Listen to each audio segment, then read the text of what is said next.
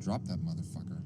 Recorded from the heart of the Music City, Nashville, Tennessee. What's his name? Fucking Shrek? Hey man, every book is a children's book if the kid can read. SoBros Network brings to you the SoBros Power Hour. 4 of us wolves running around the desert together in Las Vegas, looking for strippers and cocaine. That's cute.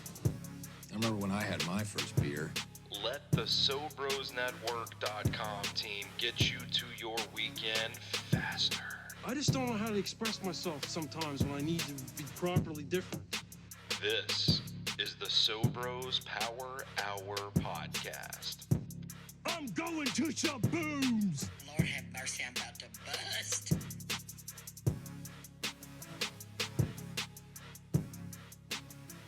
SoBros Nation, it is finally Friday. We are free again, getting our motors running for a wild weekend here on the SoBros Power Hour. Mine's right, ass is tight. The TGIF vibes are immaculate today. The sun is shining brightly in Nashville, Tennessee. As Travis Tritt would say, it's a great day to be alive. I got rice cooking in the microwave. It's your boy, Big Natural Stoney Keeley. We're going to be talking all things Nashville as we normally do on the SoBros Power Hour, and then a little bit more extra fun. Going to be a fun, light episode for you this week. If you can't tell, my voice is shaking. Like I'm in shambles right now.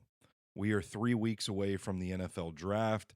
My big board, my NFL draft coverage, which you can subscribe to get for a low $5 a month on Stacking the Inbox via Substack. That's stackingtheinbox.com. We are in the weeds of it right now. We are deep in the thick of draft season. The hourglass is running out on me. I've got 3 weeks to get from 222 prospects to 250. That's the goal. And, you know, if I sat down, I'm sitting here thinking about like all of these like Washington Huskies games that I watched and all these Texas Longhorns and Alabama Crimson Tide. And I'm like, man, I've got enough to add Devin Culp to this. I've got enough to add like a Malachi Moore to this. Actually, I don't think Malachi Moore's in this class after all, but you get what I'm saying. Jalen Key's a good example. Got all these guys that I could probably patchwork something together and get to that number, but I want to do it the right way. Trying to do things the right way, and just I ain't putting them on my board unless I've studied games of them. So I'm running on fumes at this point in the week. It has been a crazy week. A lot of podcasts for the SoBros Network crew. We did a new episode of Phone It In on, gosh, what is the Terracotta Army earlier this week. I hopped on Football and Other F Words, which the cat is out of the bag now. I will be the weekly third on Football and Other F Words along with Zach and Mike. New Unofficial Titans podcast is out there. We're doing videos for YouTube. I'm recording stuff to use for draft week because I'm going to be out of commission for a few days. Busy times around SoBros HQ. But I love it. I wouldn't have it any other way. It's just, hey, you might have to deal with a raspy, gravelly voice every once in a while because we're pushing E, baby. We got the gas alarm going off in the Nissan Altima, and we don't know when this thing's going to crap out. That's where we're at right now. But it's a lot of fun work. We're really getting into it. We're starting to line up what we're going to be doing for draft week. I have received confirmation that I will be at both nights of the 440 Sports Draft Party. They're doing something Thursday night and Friday night. I'm going to be there at both, reacting to the Titans picks. And Friday night is like some crazy Illuminati shit. I don't know what's going on, but there's a panel. They've asked me to be a part of it. There's some wild rumors in the works that this whole thing's going to be locked down. It's going to be an intimate evening. We're going to talk. It's going to be an off-the-record thing, except for when the Titans pick. We may do a live reaction on the socials, but highly exclusive thing. You need to be a fan of a football show. You need to be watching a football show on 440 Sports and Broadway Sports Media's YouTube channels, wherever you take in your shows. and they'll tell you how to get the tickets, and they'll tell you a little bit more about those events. But I'm going to be there. It sounds like me and Zach and Easton and JT are going to be tag teaming for day 3 of the draft, doing live coverage. My wife's going to be out in Colorado that weekend, so I'm just like bearing down on this draft content. You know, I've put for the last 9 months, and really by the time we get to the draft, it'll be 10 months. I put so much work into it. I'm going to squeeze every click and page view I can out of it. Ain't no point in doing all this work and then sitting on the sidelines for the draft. So we're going to go for another zombie marathon sprint where we're all tired from the 2 nights before from all the work that's led up to the draft. But it's that like 6-hour window where we just go, and it's going to be a lot of fun. I'm excited for it. I'm eager for it. But that's been consuming my life lately, and it's the reason that the Power Hour has dropped to like a bi-weekly show at this point. But that's okay. It's what we love doing, and that's the whole reason we do it our way, is because in situations like this we can pivot and focus where we need to focus. And we'll get back to your regularly scheduled programming soon. Also, had a big art show last week, which reminds me of the fact that my wife thinks I'm not a real artist.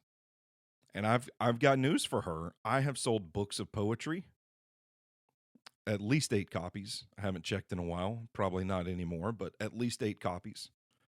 People buy my book. I've sold 4 paintings at this point, and I have homes for 2 more, so it's going to be 6. And then I have people.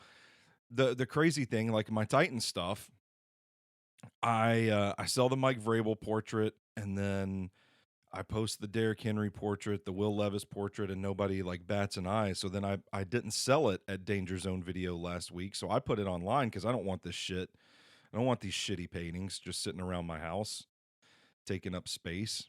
So I just put them on Twitter and say, like, if you cover the shipping, I'll get them to you. And I just immediately had 2 people reach out, find homes for them. But then I started getting messages all night like, hey, I missed this. Like, what are you going to do next? What's your next piece going to be? Can I get in line? I want one of your works. I'm like, well, holy shit, man, this is just a bit.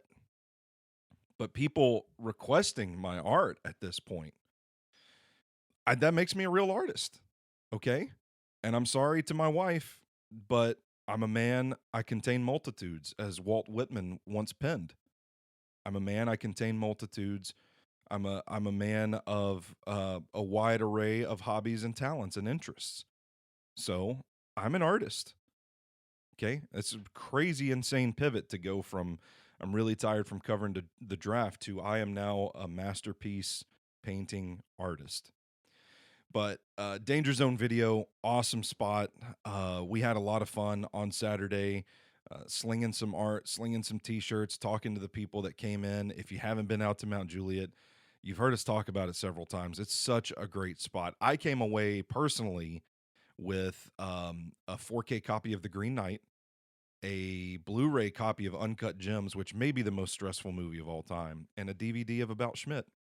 And all in all, for 2 fine copies of physical media, the Uncut Gems Blu-ray, the Green Knight 4K, those 2 were $8 a piece, which is a steal. And then About Schmidt, the regular DVD, was like $3. But man, you know what? It pisses me off. And we talked about it with Brittany a couple of weeks ago. It's like, there's nowhere that I can go in Providence and just mosey around and look at movies, because the selection at Target, like every now and then they have a good like $5 bin. It sucks. And then you go to Walmart and they've got some sick steel books over at Walmart. Like Walmart gets some exclusive stuff that's pretty damn good, but it's brand new, and you're going to pay brand new prices for it. They got a decent $5 bin, but you know, it's just not the same. So nothing around here like really strikes that itch to where you can just go find something obscure, like the same feeling of going to a used bookstore. But you go to Danger Zone Video and you can kill some time in there flipping through the racks that they have in there, and you just never know what you're going to find. I've been in there. I've bought Bram Stoker's Dracula before, Abe Lincoln Vampire Hunter. I bought a Full Metal Jacket a couple of weeks ago, Inglorious Bastards on Blu-ray. Like, it's such a cool thing to have something like that here in Mount Juliet. So we had some fun at the art show. Thank the people that came out and supported us, hung out with us. Outdoor Sobro stopped by for a while, and we just kind of hung out and shot the shit for a little bit. It's really cool to see businesses like that here in Mount Juliet, and I'm going to support them till the end. We talk about restaurants a lot on the SoBros Power Hour, and honestly, guys, my head's been down for the last month or so, like really just locked in. So I jotted down the restaurants that we've been to lately, and I thought, you know what, I'm gonna, because you want to talk about that. I talk about the restaurant scene out here in Mount Juliet, and I just realized that we have just been going to the same places that we always go to for the last 3 weeks or so. And that's when it dawned on me, like, I need to like map out the rotation. So I'm curious if you're listening to this and you have a rotation wherever you're listening from. Chime in the comments. Like, let us know if you weigh in on Twitter, tag at SoBros Network. Let us know what your rotation is in your town. But Mount Juliet, the last couple of weeks, it's been Memos, which I talked to Brittany about for a couple of episodes ago. They did some birria nachos for their special a couple of weeks ago. I think Memo cooks the best birria I've ever had in the Nashville area, and they do it quesabirria, and then they have a bowl of birria, which they call the hangover cure, which I can vouch for. I can verify, but it's like birria in soup form. And man, you know what? It's been cold lately. I might have to mosey on over there for lunch today and get me a bowl of that stuff, because that stuff's good. But we went to Memos. We went to Yummy Fabak. I love the pad thai there. It's my favorite pad thai around. We go there. We get some appetizers, some orange chicken, some gyoza. Sometimes we get the egg rolls, and then my wife gets a bottle of pho, a bowl of pho. I get the pad thai. I still, people might hate on me for this, because Mount Juliet is cursed with nothing but like chain restaurants, and or it's been that way for, at this point, like Providence opened in 2006, so you're looking at 18 years of like chain restaurants, and we just lost our O'Charlie's last year, and people have always kind of complained about it, but I love Red Robin. I've always loved Red Robin. And my mother and I went there on Wednesday night, and I got me one of their little like tavern doubles. Not what I usually get, but we've eaten at Red Robin recently prior to this trip, so I wanted something a little different. I usually get the bonsai burger, teriyaki sauce, pineapple on there. It's fantastic. And man, best onion rings around. And people, we go in there, and I'll admit, like, if you guys have heard me talk about it, like, I'm an impatient son of a bitch. I hate waiting in line. I don't, all these places around Mount Juliet, like Jonathan's is always fucking crowded. Just like people hanging from the rafters in there. And I hate it, because I don't mean to choose violence today, but the food is so incredibly mid that it boggles my mind that that's just where everybody in town just kind of gravitates towards. But it's because there's not a lot of original places in Mount Juliet. That's the whole thing. Like, we're not going to Red Lobster and Olive Garden. Let's get Jonathan's. And so I like just double layering down on my Jonathan's hate. Like, the food is mid, the wait is too long. I don't get the infatuation with it.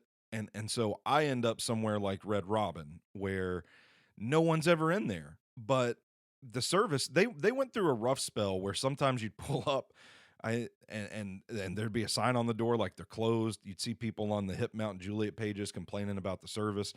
I've never had that experience there. I like going to Red Robin. There's never a wait. The service is usually pretty good, and it's like relative to everything else around, like value wise, it is perfectly fine. It is perfectly fine to go on a random Tuesday or Wednesday night and just eat by yourself at Red Robin. That probably sounds really sad to a lot of people, but to me, like, hell yeah, like let's do this. Of course, we had some ML Rose last Friday night. Their Crunch Wrap has changed the game for me. I used to go just get whatever the burger of the month was at ML Rose, but they've added this Crunch Wrap to the menu. It's like a cheeseburger Crunch Wrap Supreme that is just, it's so decadent, it's rich, it's heavy. It's awesome, man. You want to talk about a filling meal? We get the chicken nachos as an appetizer, and then I get that Crunch Wrap. Almost said something very vulgar. That Crunch Wrap, and I'm on cloud nine, man. A couple of beers, and then the next thing you know, I'm drunk at Books A Million, picking through some discount clearance books. That's a Friday night, baby. That's what I love. We had some Smiley Thai in there. And of course, I've eaten Panda Express like 3 times in the last couple of weeks. That's my rotation in Mount Juliet. You know, I stop and think about it. Memos, Yummy Fabak, Red Robin, Panda Express, Smiley Thai, ML Rose. And I would regretfully add Jonathan's to that list too, because my wife loves it. My wife loves Jonathan's. Most of my friends love Jonathan's too. I think I'm kind of alone in the Jonathan's is mid debate, but you give them their flowers. You know, that's a very highly thought of place in the community and in my social circle at least. But I promise I do have some Nashville stories to get to this week. We're going to start by talking about the party vehicle industry again. This is a story courtesy of the Nashville Scene. You can go read it online. Nashville tussles with party vehicles again. Now, listen, I'm all for a good time, okay? All for a good time. But we're going on like 3 years of this now, where it has been back and forth between the city and the party vehicles. And I'm not going to sit here and pretend to know the inner workings of the industry. I can speak from my personal experience and say I fucking hated that shit when I still worked downtown. And this was, you know, it was still kind of as from a regulation standpoint, it was the wild, wild west. Like you just see fucking anything out on the streets riding around, you know, they might put wheels on a barrel and just lift it around, push it around downtown Nashville, otherwise known as a wheelbarrow, I think that's what it is. But you get my point. The tractors, the hot tubs on wheels, the buses, the all kinds of shit. And you'd be trying to get home. You'd like get your ass kicked at the office for 8 hours, rough day, end of quarter, meeting deadlines. You're stressed out. And then you get in your car and you get stuck behind some fucking atrocity and you can't get home for like an hour and a half. And people are just screaming drunk. They're waving at you, having a good time. And the last thing you're thinking about at that moment is getting wild, having a good time, and letting your inhibitions go. So you just want to get home because you're stressed and you're tired. That's my experience with this shit. So me personally, I'm the jaded local. I'm like, yeah, like I want this shit, like get these off the fucking street during rush hour. Any politician that tells me they can do that, they've got my vote. Now, since like I've mellowed on the party vehicles because I'm not in Nashville anymore. Like I'm out in Mount Juliet. I work from home now.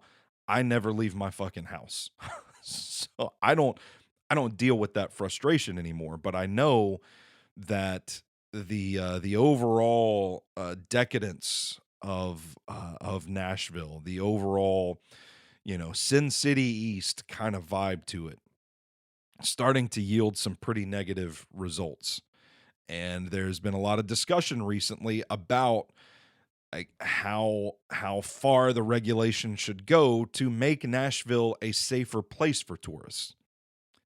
It just sometimes I read stuff and I'm like, man, Nashville really was like 5 years ago or so, just like old Dodge City, Kansas, where just whoever could come to town, you could just fight, fuck, piss, shit in the streets, whatever you wanted to do.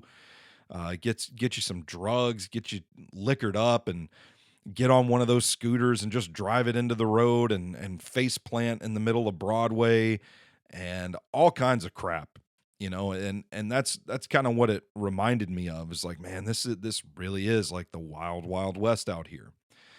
And so I think the ambition to crack down on some of this stuff and at least make it a little more safe is perfectly fine. But of course, like the party vehicles, those people aren't going to take too kindly to that. So I'm going to read a piece from the Nashville Scene. The entertainment transportation vehicle industry, a provisional legal term for the buses and barges that move tourists throughout downtown, also sometimes known as, that word, Nashville Scene, you're brave. Or maybe you just at least have lawyers or money for lawyers.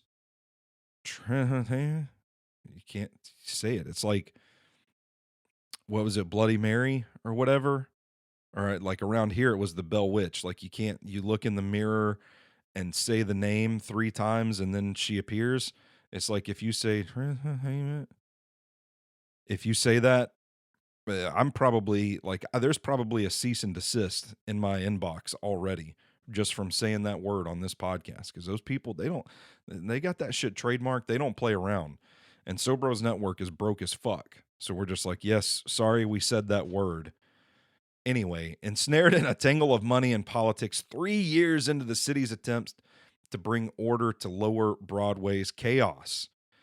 Man, I'm just reminded of a business situation where you're a manager. And I don't know why I want to say it was Pat Summitt that said this. But like you're in a leadership position and you come in and the term was, it's easier to start hard and get soft. Whoa, buddy. Oh, I didn't think this one through too well. Than it is to start soft and get hard. Somebody make the quote. Pat Summitt said that. I don't know what I'm talking about. I don't know what I'm talking about at all. But the general idea is that you can, if you start as a stern, by the book, get shit done leader, it's you kind of command respect quicker, and then it's easier over time. You can kind of soften that facade a little bit and become more of a player's coach, so to speak. And that works. And I think I was watching some special or listening to some special about Pat Summitt, and they kind of said like that's what it was. Like came in the door, guns a-blazing, but over time, she kind of showed a little bit more of herself. I could just be completely misremembering this. Point is, it's easier to do that than it is to start running a loose ship.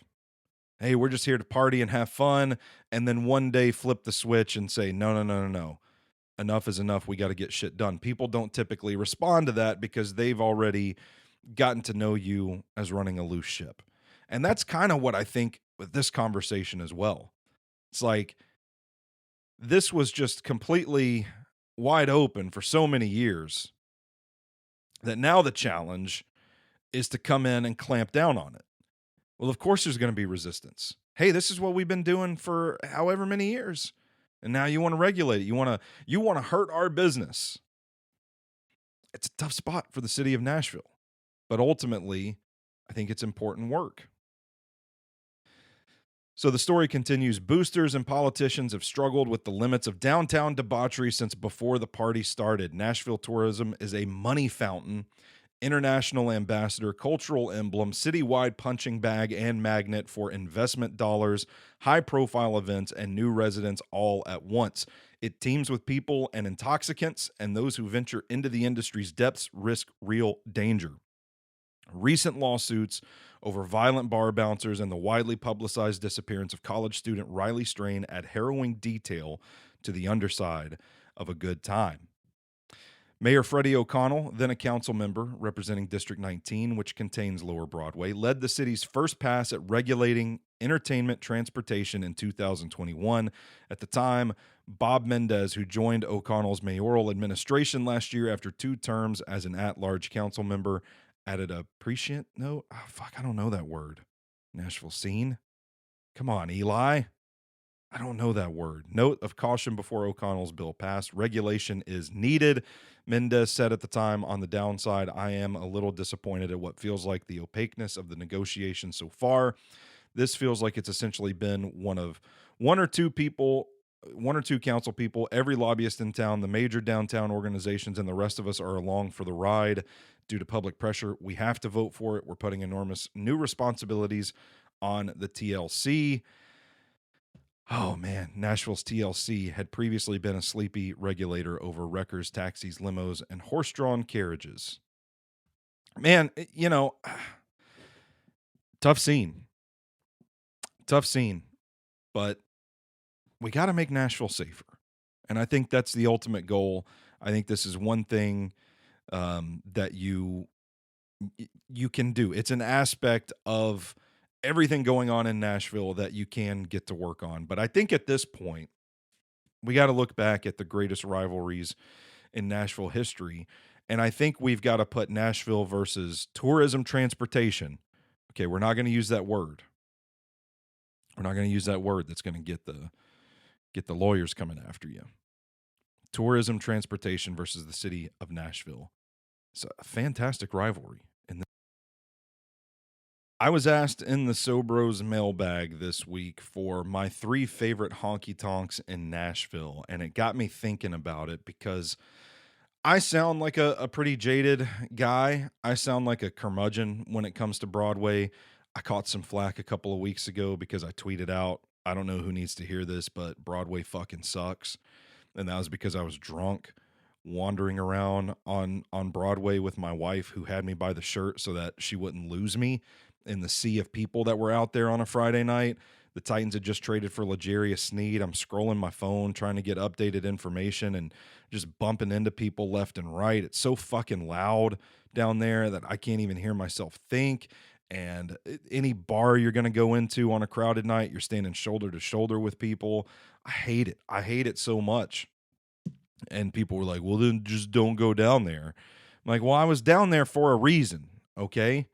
Shit happens downtown. Sometimes they say, like, hey, we're meeting at this spot, and if you want to meet your friends and hang out with people, sometimes you got to go with the flow, okay? So I went with the flow. We had a great time. Hung out at the Four Seasons Hotel for a little bit, and then the bar there. Damn good gin and tonic, generous pours. That Four Seasons is quite the place, I say. And then we wanted some food, so we went to Prince's Hot Chicken, Assembly Food Hall, but we got to cross through Broadway to get over there from the Four Seasons.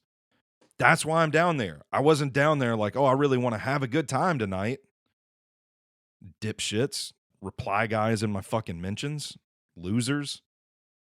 Who's caping for Broadway? Like, Broadway needs people caping for them. Anyway, I'm getting off topic.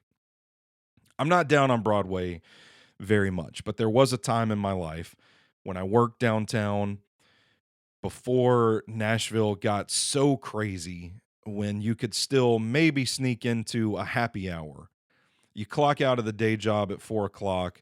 Maybe you go have a couple of beers with some buddies before you disappear. Particularly in the slow season too. Like, wintertime was awesome, man. There's nobody ever downtown. That stretch from like Christmas through February, there's just like nobody downtown. I don't know if it's still like that or not, but back in the day it was. And I got to thinking about it, and I still make an effort every once in a while to pop into Robert's Western World. And I feel like that's the one place down there that is still old Nashville. And you just go in, you get you a beer, you watch some good country music, and usually the crowd in there, you're going to see some old Nashville, because real ones know. Real ones know about Robert's Western World. So that was the first one that came to mind. And I went with that. I still, despite my disdain for Broadway, okay, and this is where you get into the Walt Whitman quote, I'm a man, I contain multitudes. I don't really like Broadway, but I respect the Nashville institution that Tootsie's is. Or Tootsie's, depending on who you talk to. That's an inside joke that nobody's going to get. But I respect the institution that Tootsie's is. Never liked going into Tootsie's. It was a place that was like super crowded. Because of its reputation, because of its heritage in Nashville. But I still They added that rooftop several years ago, and it's made it manageable. But that's one place that whenever our family from New Jersey comes to town, I got friends from like the West Coast that come in. e- Everybody that comes to town wants to go to Tootsie's. And so I still say, okay, like I don't go there, just so you guys know. There's not a lot of locals that do go to Tootsie's that I know of anyway. And I think I do have a pretty extensive social circle, not to brag. I don't know too many locals that are clamoring to go to Tootsie's, but it is still something that I tell you, if you're on vacation here or if you're coming for the first time, just step in and see it. And just have a beer, have a drink or two. Enjoy it during the day. It's not so bad down there on Broadway. And, for me at this stage in my life, I'm all about some day drinking and still getting to bed by like 8 or 9 o'clock on vacation. Like, let me watch the sunset and then I'll have a nightcap and then I'm in bed. That's what vacation is all about for me. I never go to bed that early. So when vacation, it's a treat. But if you're like me, 37 years old, I'm already partying like I'm in a fucking retirement home. Go down there like 11 o'clock or noon. They're still going to have somebody on stage playing, get a couple drinks, get a feel for it. It's one of those places that you do kind of feel like when you're in this city, it's the Grand Ole Opry, the Ryman, Tootsie's. I could sit and name a few more places if I thought about it, but those are places that like, that's the history of the city right there. So I do still tell people to go there. And for that reason, I think I would name it among my favorite honky tonks, which, again, you're talking about I might be in these spots 2 or 3 times a year, maybe. And then third, I'm gonna go with Losers right down there. It's off of Broadway. I don't remember exactly which side street it goes down, but it's crazy to me that Losers. I don't remember what it used to be called. It used to be another bar, and I would hang out there too, but you can find these sort of hideaway spots hidden in plain sight in Nashville. And Losers was one of those spots that you just kind of dip around a corner and come off the bright lights, the loudness of Broadway, and you can dip around the corner and there's Losers kind of tucked away. It's a smaller bar, but there's usually a seat or two at the bar. You can go in, get the Nashville vibes, get you a beer, get you a Kicking It cooler if you drink those like alcoholic Capri Suns that downtown is spamming right now. I don't know who the sales rep was for Kicking It coolers, but they were putting in some work, man. I had a couple of those things, and it's like the worst hangover I've ever had in my life. Not to do bad business for them, but because I drank a million of them. But man, I was feeling rough the next day. But Losers is the spot that I think I'm always surprised at the level down it is from Broadway, because it's right there, I mean, there's like 2 buildings that separate it from Broadway, but you can still get in, have a good time, have a good drink, and enjoy some country music if that's your thing. That used to be a spot that I would go to after work and just have a couple of beers when I was carpooling with my wife and she got off work an hour later than me. I just walk into Losers, get a few beers, hop in the car, and good to go. Speaking of the Nashville scene, we're talking about the Nashville scene quite a bit this week, but their food issue is out as well. And they have a food fight section where in a bunch of different categories, they pit 2 things. It's like gin cocktail. And one of the writers mentions a gin cocktail from this bar. A different writer mentions a different gin cocktail from another bar. And that's that. Some highlights. I am so stoked to see Fat Moe's get some love for Best Burger. I'm a Dino's guy. I'm a Brown's Diner guy. To me, those are 2 of the best burgers I've ever had. Any given day, I could say either is the best burger in Nashville.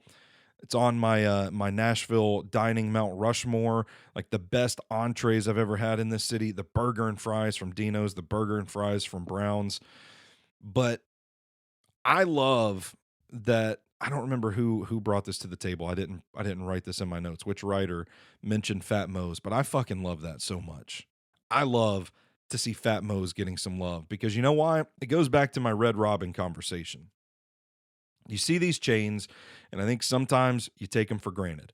I'm not saying Fat Mo's is some big retail giant that has locations in every shopping mall in America, but there's several Fat Mo's around town.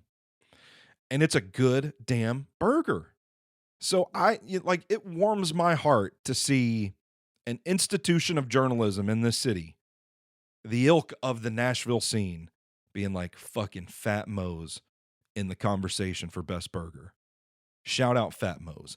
They also mentioned the best, I think it's best unique pizza, the Madison Hot Pickle Pizza from Pinky Ring Pizza is listed. And, this is where I'm going to push back on the Nashville Scene a little bit.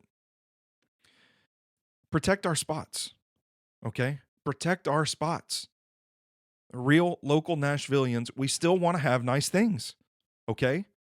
Don't tell people about Pinky Ring Pizza. Just don't talk about it. Let us enjoy it.